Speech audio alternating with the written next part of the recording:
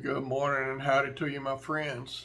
Hey, as we read through the Bible together in 2023, we start this morning in 2 Samuel chapter 11. So, y'all,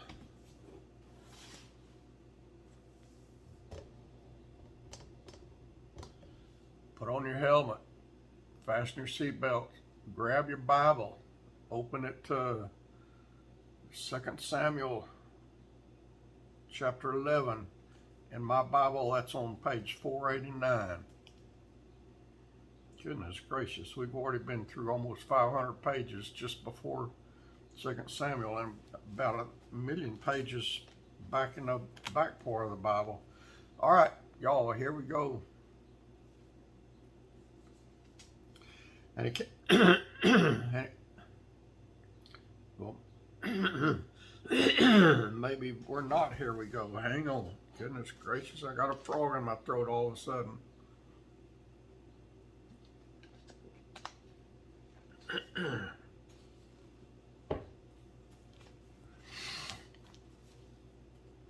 Hope I can make it now. All right, and it came to pass after the year was expired, at the time when kings go forth to battle, that David sent Joab and his servants with him and all Israel, and they destroyed the children of Ammon and besieged Rabbah. But David tarried still at Jerusalem. And it came to pass in the evening tide that David arose from off his bed and walked upon the roof of the king's house.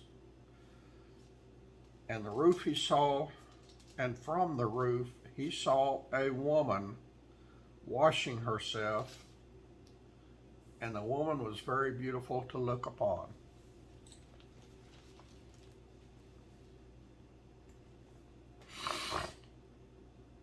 And David sent and inquired after the woman, and one said, Is not this Bathsheba, the daughter of Eliam, the wife of Uriah the Hittite?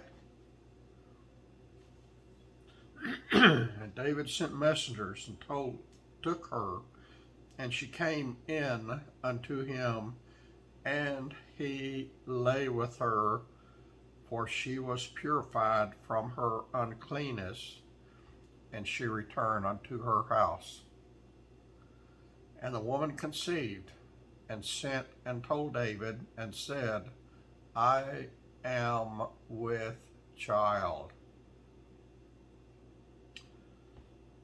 And David sent to Joab, saying, Send me Uriah the Hittite. And Joab sent Uriah to David. Uriah is Bathsheba's husband, remember? And when Uriah was coming to him, David demanded of him how Joab did, and how the people did, and how the war prospered. And David said to Uriah, Go down to thy house and wash thy feet. And Uriah departed out of the king's house, and there followed him a mess of meat from the king. But Uriah slept at the door of the king's house with all the servants of his Lord, and went not down to his house. And when they had told David, saying, Uriah went not down unto his house, David said unto Uriah, Camest thou not from thy journey? Why then didst thou not go into thine house? And Uriah said unto David, The ark, and Israel, and Judah abide in tents, and my lord Joab and the servants of my lord are encamped in the open fields. Then shall I then go into mine house to eat and to drink and to lie with my wife, as thou livest, and as thy soul liveth, I will not do this thing. And David said to Uriah, Tarry here today also, and tomorrow I will let thee depart. So Uriah abode in Jerusalem that day and the morrow. And when David had called him, he did eat and drink before him, and he made him drunk. And even at evening he went out to lie on his bed with the servants of his Lord, but went not down to his house. And it came to pass in the morning that David wrote a letter to Joab and sent it by the hand of Uriah. And he wrote in the letter saying, Set ye Uriah in the forefront of the hottest battle, and retire ye from him, that he may be smitten and die. And it came to pass when Joab observed the city that he assigned Uriah unto a place where he knew the valiant men were. And the men of the city went out and fought with Joab, and there fell some of the people of the servants of David, and Uriah the Hittite died also. So here in just the first 17 verses of 2 Samuel, David saw a pretty woman bathing on the roof, had her brought to his house. He got her pregnant, sent her back home. A married woman who was pretty. Then had her husband, who was one of his soldiers, brought to him, and then had him set up on the front line so that he would be murdered, killed in war. Then Joab sent and told David all the things concerning the war, and charged the messenger, saying, When thou hast made an end of telling the masters of the war unto the king, and if so be that the king's wrath arise,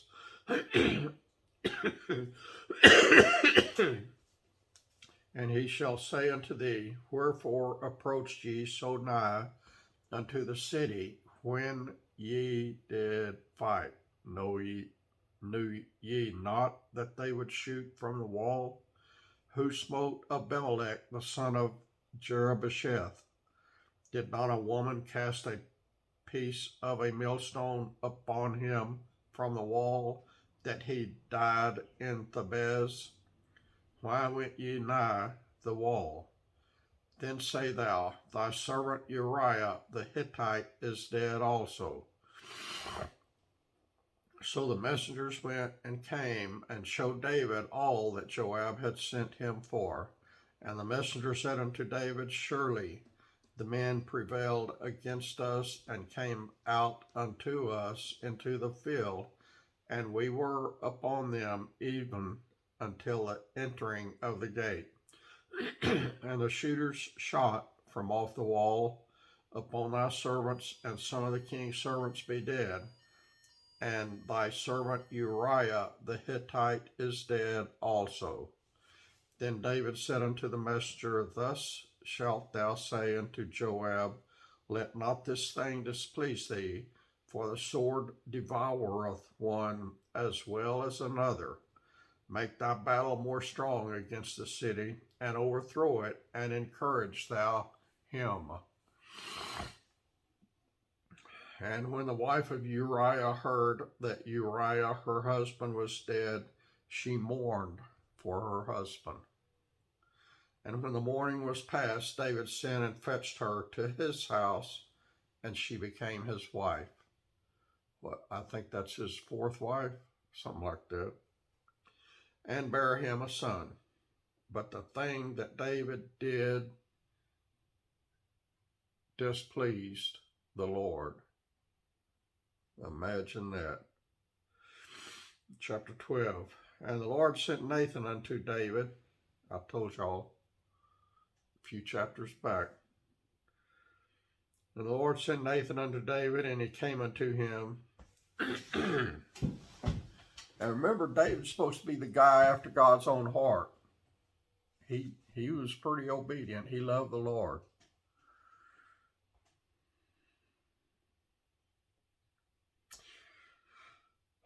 And the Lord sent Nathan unto David, and he came unto him and said unto him, There were two men in one city.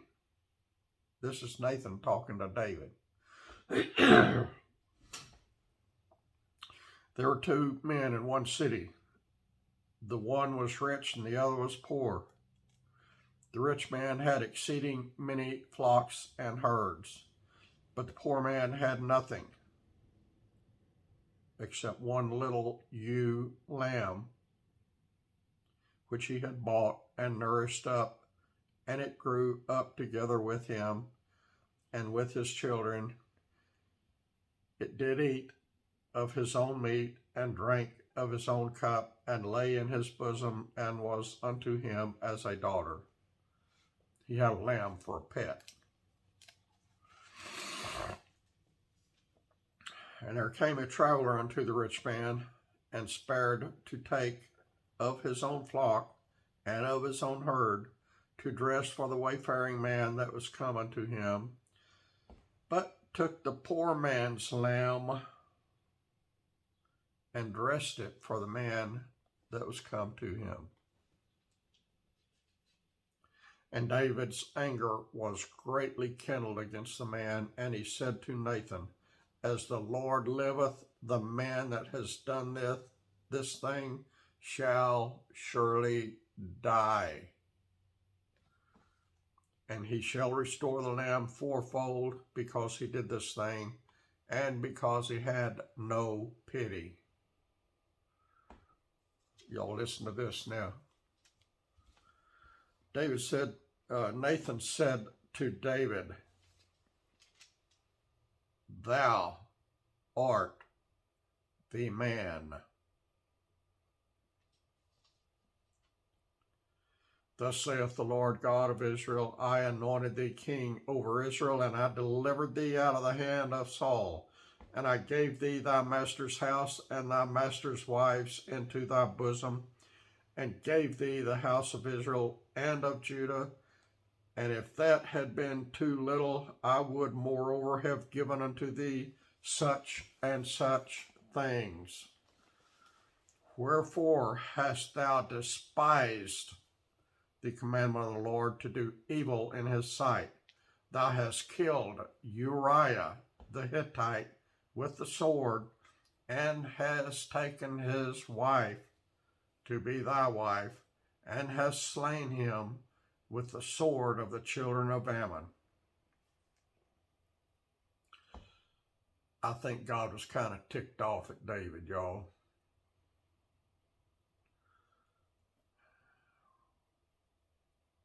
Continuing on. Now therefore the sword shall never depart from thine house, because thou hast despised me, and hast taken the wife of Uriah the Hittite to be thy wife. Thus saith the Lord, Behold, I will raise up evil against thee out of thine own house, and I will take thy wives before thine eyes, and give them unto thy neighbor, and he shall lie with thy wives in the sight of the sun. For thou didst it secretly, but I will do this thing before all Israel and before the sun. Don't mess with God. I'm serious, y'all. Don't mess with God. He's going to win. He's going to win, I guarantee you. You don't want to get in a battle with him for your disobedience. And David said unto Nathan, I have sinned against the Lord. And until that time, David was oblivious to the fact that he committed adultery, that he had a man murdered, had the husband of the woman he committed adultery with murdered.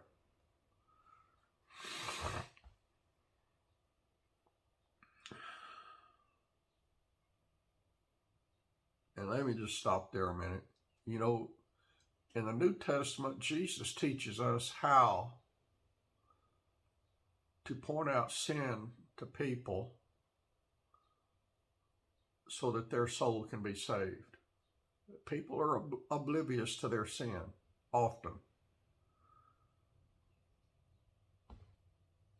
But he tells you, he warns you, before you do that, before you point out the sin of somebody else, you better get the beam out of your eye before you can get the speck out of your neighbor's eye. And right here, that's exactly what God did through Nathan to David. He pointed out David's sin. David was oblivious to the fact that he had committed adultery, which was against the Ten Commandments, and he had murdered the woman's husband that he had sex with, which is also against the Ten Commandments. He was oblivious until God sent Nathan to point it out to him. David said unto Nathan, I have sinned against the Lord. And Nathan said unto David, the Lord also hath put away thy sin. Thou shalt not die. David was lucky. Howbeit, because by this deed thou hast given great occasion to the enemies of the Lord to blaspheme, the child also that is born unto thee shall surely die. And Nathan departed into his house, and the Lord struck the child that Uriah's wife bare unto David, and it was very sick. David therefore besought God for the child, and David fasted and went in and lay all night upon the earth. And the elders of his house arose and went to him to raise him up from the earth, but he would not, neither did he eat bread with them. And it came to pass on the seventh day that the child died, and the servants of David feared to tell him that the child was dead. For they said, behold, while the child was yet alive, we spake to him, and he would not hearken unto our voice. How will he then vex himself if we tell him that the child is dead? But when David saw that his servants whispered, David perceived that the child was dead. Therefore David said unto his servants, is the child dead? And they said, he is dead. Then David arose from the earth and washed and anointed himself and changed his apparel and came into the house of the Lord and worshipped. Then he came to his own house, and when he required, they set bread before him, and he did eat. Then said his servants unto him, what thing is this that thou hast done? Thou didst fast and weep for the child while it was alive, but when the child was dead, thou didst rise and eat bread. David said, while the child was yet alive, I fasted and wept. For I said, who can tell whether God will be gracious to me that the child may live? But now he is dead, wherefore should I fast? Can I bring him back again? I shall go to him, but he shall not return to me. And David comforted Bathsheba his wife, and went in to her, and lay with her, and she bare a son, and he called his name Solomon. And the Lord loved him. And he sent by the hand of Nathan the prophet, and he called his name Jedediah, because of the Lord. And Joab fought against Rabbah of the children of Ammon, and took the royal city. And Joab sent messengers to David and said, I have fought against Rabbah, and have taken the city of waters. Now therefore gather the rest of the people together, and encamp against the city, and take it, lest I take the city, and it be called after my name. And David gathered all the people together, and went to Rabbah, and fought against it, and took it. And he took their king's crown from off his head, the weight whereof was a talent of gold with the precious stones. And it was set on David's head, And he brought forth the spoil of the city in great abundance, and he brought forth the people that were therein, and he put them under saws, and under the harrows of iron, and under axes of iron, and made them pass through the brick kiln. And thus did he unto all the cities of the children of Ammon. So David and all the people returned unto Israel. All right, y'all, that was chapters 11 and 12.